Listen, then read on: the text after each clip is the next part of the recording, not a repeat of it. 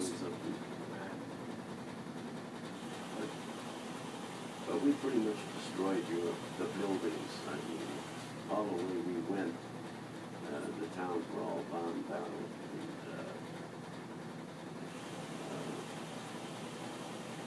the Italian people took a beating. But the Italians had surrendered just before I got there, so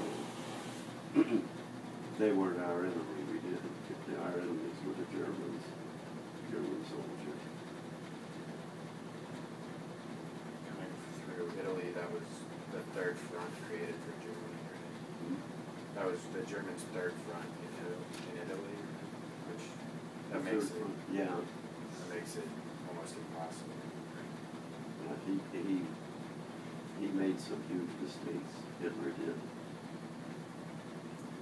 Fighting everybody, you know. They were they had an alliance with Russia originally, and then they kind of betrayed Russia, right? That's what he did with Poland and everybody. He was their friend and then attacked them. Crazy. It's really amazing what he accomplished with so many against him. Germany versus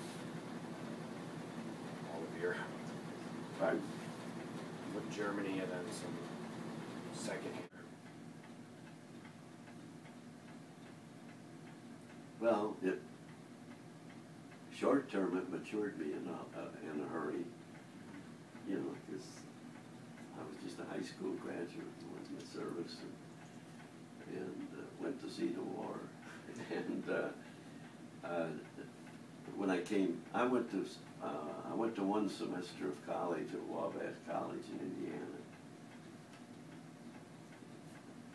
and was in a fraternity and everything.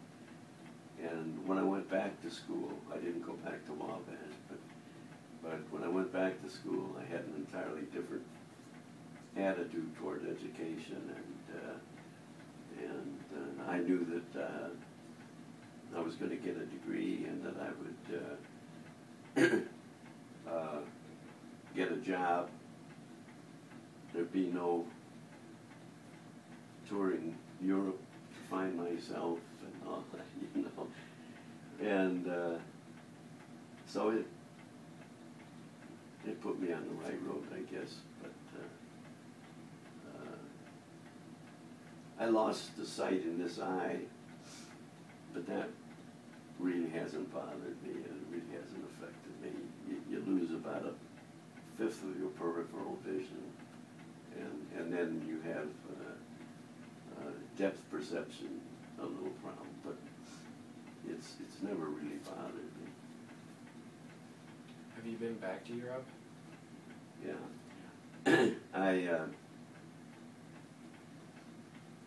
I went to Europe. I went to Italy. I was always in Italy. I never, and I went back about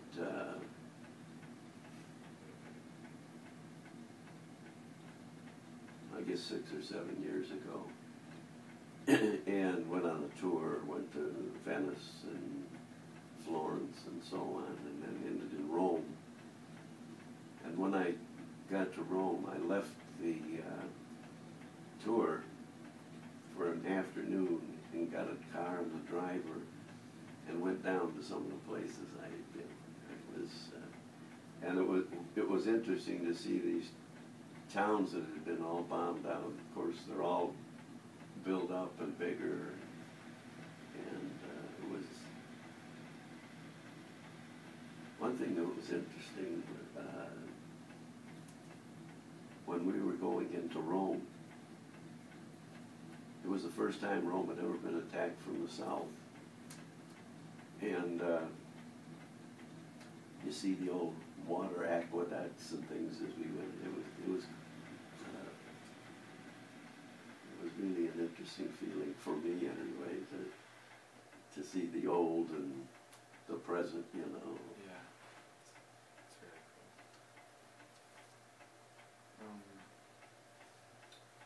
hindsight, is there anything you wish was done differently? They could have left me home. No, differently. I think the head of the American forces in Italy was General Mark Clark, and I think he could have conducted it differently. I don't think he was. See, in Italy, there were American forces, British forces, Moroccans,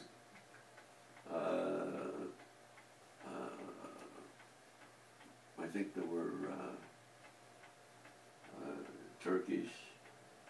There was a lot of different armies made up the force in Italy. And I'm not sure that he cooperated. You get these big egos, you know, and he and the British were set to take Rome, you know, and so it was a race, and they really pushed us. And see, Rome was what they called an open city. Theoretically, the Germans weren't in the city. They were, but we never bombed Rome. We never.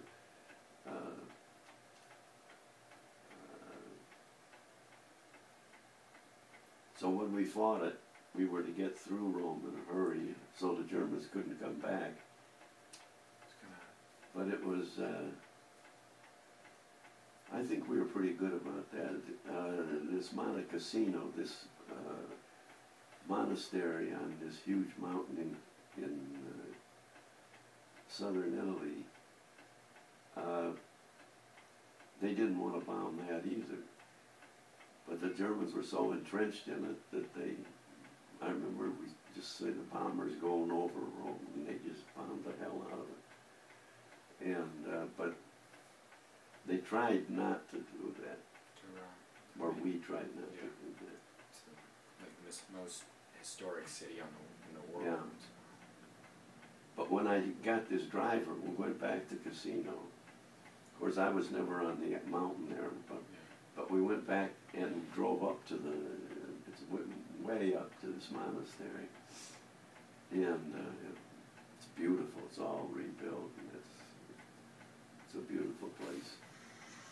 And underneath,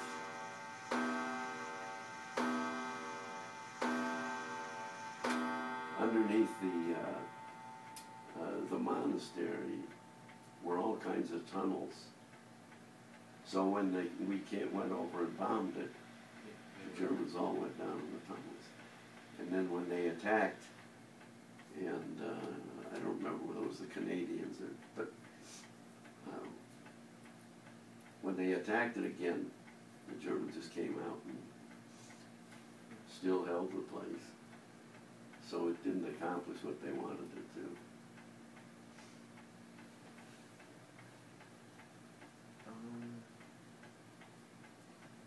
Do you have any positive memories of the war?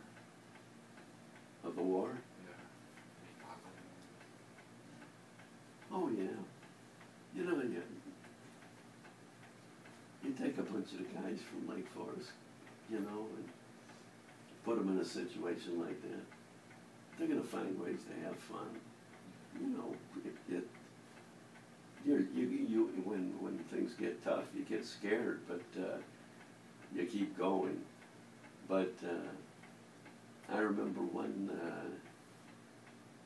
time we'd taken this mountain, and somebody came by, and they had a big containers of water,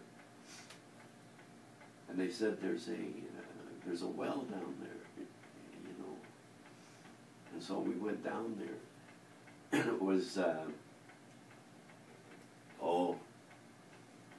if it was the size of this room, but it was pretty big. And we, you know, our helmets we use for everything. When you use it as a pillow when you're taking a break, or you use it as a wash basin. And so we were there, we took our clothes off and take water, and we were kind of washing off. And some artillery started coming in. So we went into the thing. So anyway, we were back up, and some guys came along and asked us, well, we want some water. And we said, where'd you get it? They said, oh, that well down there. And I said, no.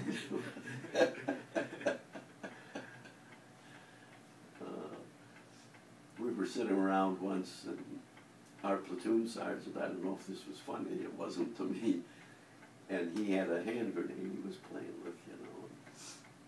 He'd taken the pin out, and then he dropped it, you know, and we all hit the ground, you know. Well, he had the thing, he emptied it, there was no powder in it or anything, you know.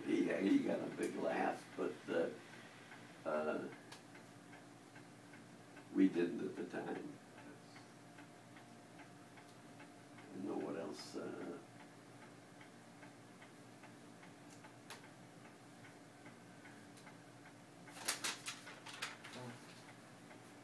I think I've got everything I need. Hmm. I said I think I've accomplished what I need to get You done do? for the project. Yeah. I gave a talk at Veterans Day probably 4 or 5 years ago at, it was at the Country Day School.